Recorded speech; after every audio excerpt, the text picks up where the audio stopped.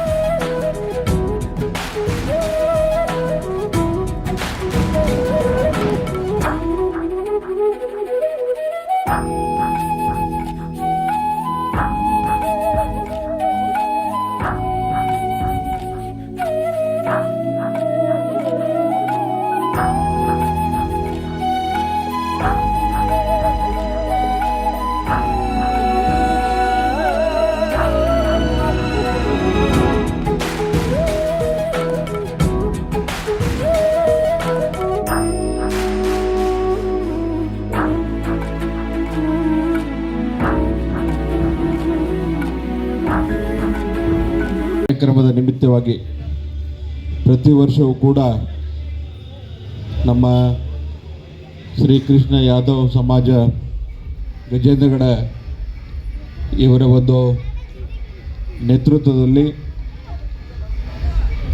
ಸಾಕಷ್ಟು ಹಲವಾರು ಅದರ ಜೊತೆಗೆ ಇವತ್ತು ಈ ವರ್ಷ ಇನ್ನೂ ವಿಶೇಷವಾಗಿ ಈ ಒಂದು ದಂಡಿನ ದುರ್ಗಾದೇವಿಯ ಒಂದು ಆವರಣದಲ್ಲಿ ಆ ಒಂದು ಸ್ಥಾನದಲ್ಲಿ 2 ಕೋಲಿಗಳನ್ನು ಕಟ್ಟಿಸಿ ಒಂದು ಸಾಮಗ್ರಿಗಳನ್ನು ಇಡ್ತಕ್ಕಂಥದ್ದು ಮತ್ತು ಇನ್ನೊಂದು ದಂಡಿನ ದುರ್ಗಾದೇವಿಯ ಪೂಜಾರಿ ಅರ್ಚಕರಿಗೆ ಅವರಿಗೂ ಕೂಡ ಅವ್ರಿಗೆ ಇರೋಕ್ಕೆ ಅನುಕೂಲ ಮಾಡ್ತಕ್ಕಂಥದ್ದು ಇವತ್ತು ನಮ್ಮ ಯಾದವ್ ಸಮಾಜದವರು ಎಲ್ಲರೂ ಸೇರಿಸ್ಕೊಂಡು ಇವತ್ತು ಅವರಿಗೆ ಅವಕಾಶವನ್ನು ಮಾಡಿಕೊಟ್ಟಿದ್ದಾರೆ. ಈ ಕಾರ್ಯಕ್ರಮದಲ್ಲಿ ಉಪಸ್ಥಿತಂತೆಲ್ಲ ನಮ್ಮ ಎಲ್ಲ ಗುರು ಹಿರಿಯರೇ ಸಮಾಜದ ಕೆಲಸ ಕಾರ್ಯಗಳ ಜೊತೆಗೆ ಒಂದು ಕೆಲಸವನ್ನು ಹಮ್ಮಿಕೊಂಡಾರ. ಏನು ಅಂತ ಹೇಳಿದ್ರೆ, ಕೃಷ್ಣನ ದೇವಸ್ಥಾನ ನಮ್ಮಲ್ಲಿ ಇಲ್ಲ, ಕೃಷ್ಣನ ಕಟ್ಟಡ ದೇವಸ್ಥಾನ ಮಾಡಬೇಕು ಅಂತಕ್ಕಂಥದ್ದು ಒಂದು ಅಭಿಪ್ರಾಯ ವ್ಯಕ್ತಪಡಿಸಿದರು. ನಾನು ಮೊನ್ನೆ ದಿನ ಈ ಪ್ರಸ್ತಾವನೆ ಬಂದಾಗ ಸೂಕ್ತವಾದ ಜಾಗವನ್ನು ಪರಿಶೀಲನೆ ಮಾಡಿ ತಗೊಳ್ಳೋಣ, ಆ ಪರಿಶೀಲನೆ ಮಾಡಿ ಜಾಗ ತಗೊಂಡ ನಂತರ ಅದಕ್ಕೆ ಸಂಬಂಧಪಟ್ಟ ಹಾಗೆ ಕೆಲಸ ಕಾರ್ಯಗಳನ್ನು ಮಾಡೋಣ ಅಂತಕ್ಕಂಥದ್ದು. ಜೊತೆಯಲ್ಲಿ ಕೃಷ್ಣನ ದೇವಸ್ಥಾನಕ್ಕೆ ಇವತ್ತು ಶಾಸಕರ ಸುಪುತ್ರರಾದ ಮಿಥುನ್ ಜಿ ಪಾಟೀಲ್ ಅವ್ರ ಹತ್ರ ಭಿನ್ನ ಮಾಡ್ಕೊಂಡ್ರ. ನಾನು ಹಿಂದೆ ಸುಮಾರು ಇಲ್ಲೆಲ್ಲ ಯುವಕರಿಗೆ ಗೊತ್ತು, 4-5 ವರ್ಷಗಳ ಹಿಂದೆ ಒಂದು ಸಾರಿ ಅಲ್ಲಿ ಗುಡಿ ಒಳಗೆ ನಮ್ಮ ಸಮಾಜದ ಮೀಟಿಂಗ್ ಮಾಡಿದಾಗ ಆ ಮೂರ್ತಿಯನ್ನು ನಾನು ಕೊಡಿಸ್ತೀನಿ ಅಂತ ಅವಾಗ ಹೇಳಿದ್ದೆ.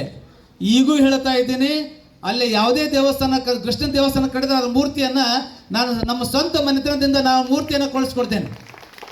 ಕಟ್ಟಡ ಕಾರ್ಯಗಳನ್ನು ಅವರೆಲ್ಲ ಮಾಡ್ರಿ, ಇಡೀ ಮೂರ್ತಿ ಕೊಡಿಸ್ತಕ್ಕಂಥ ಜವಾಬ್ದಾರಿ ನನ್ನ ಮನೆತನದ್ದು. ಹಾಗಾಗಿ ನಾನು ಅವತ್ತು ಕೊಟ್ಟಿದ್ದೀನಿ ಮಾತು, 5 ವರ್ಷಗಳ ಹಿಂದೆ ಒಂದ್ಸಾರಿ ಮಾತು ಕೊಟ್ಟಿರೋದ್ರಿಂದ ಪುನಃ ನಾನು ಮತ್ತೊಮ್ಮೆ ಹೇಳ್ತಾ ಇದ್ದೀನಿ, ಅಲ್ಲಿ ಸ್ಥಾಪನೆ ಆಗ್ತಕ್ಕಂಥ ಮೂರ್ತಿಯನ್ನು ನಾನು ಹೇಗೆ ಹಿಂದಕ್ಕೆ ಮಾತು ಕೊಟ್ಟಿದ್ದೆ ಆ ರೀತಿ ನಾನು ನಡ್ಕೋತೀನಿ ಅಂತಕ್ಕಂಥದ್ದು ಮಾತನ್ನು ಕೊಡ್ತೀನಿ. ಹಾಗಾಗಿ ನಾನು ಅಷ್ಟೇ ಅಲ್ಲ, ಅದಕ್ಕೆಲ್ಲ ಬಹಳಷ್ಟು ಮಂದಿ ಸಹಾಯ ಸಹಕಾರ ಮಾಡ್ಬೇಕಂತ ಇಲ್ಲದಿರಿ.